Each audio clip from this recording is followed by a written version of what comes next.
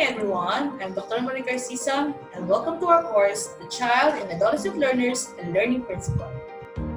Today, we're going to discuss Albert Bandura's social learning theory.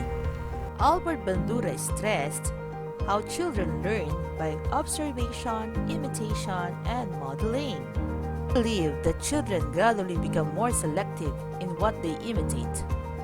Social learning theory, as further reiterated by Bandura in 1977, explains human behavior in terms of continuous reciprocal interaction between cognitive, behavioral, and environmental influences. According to Albert Bandura, children and adults also show learning about things they don't have direct experience with. Bandura's social learning theory emphasized that learning can also occur simply by observing the actions of others. Bandura's theory of social learning stressed that learning can also happen by actually watching other people's behavior. There are basic models of observational learning. Number 1. Live model.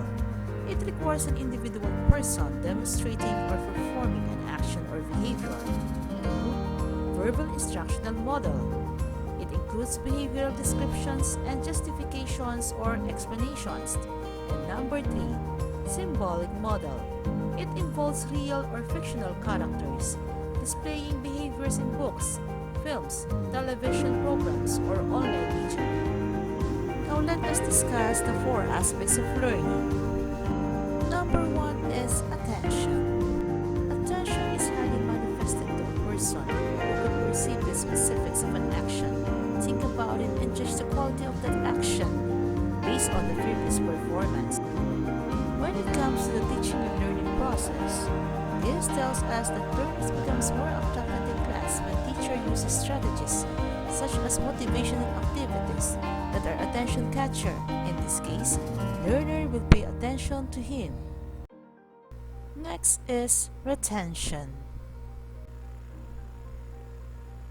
Retention is the second part of learning. Normally, if one observes a behavior, they have to retain the information about it in order for them to recall it. Concepts that are too difficult and behavior that is too complex may be difficult to remember. Personal qualities are factors also when retaining information because there are some people who have inherent capacity to retain details and there are these others who have difficulty doing it. In the class, teachers need to come up with teaching strategies that may facilitate recall. Reviewing of the lesson prior to the introduction of a new one is a good example of it. Next is reproduction. Reproduction is a salient aspect learning in relation to social learning theory. Teachers are the ones who demonstrate concepts to learners, but students are required to reproduce what is being demonstrated. In the learning process, teachers must be aware of the strategies that will help the students in improving their skills. Drills and practices are vital elements in order for the skills to be acquired by the learners. The last step is motivation. For learning to be acquired through observation, learners have a need to be motivated. In this sense, model behaviors will definitely be imitated. Thus, reinforcement and punishment are relevant here. Actions that successfully imitate and reproduce what is being modeled must be given enough recognition for the person to continue the behavior. For students, depending on factors such as age, economic and academic status, gender, and others, teachers must never forget to compensate and reward students for a job well done in the class. In this sense, students will be motivated to repeat action.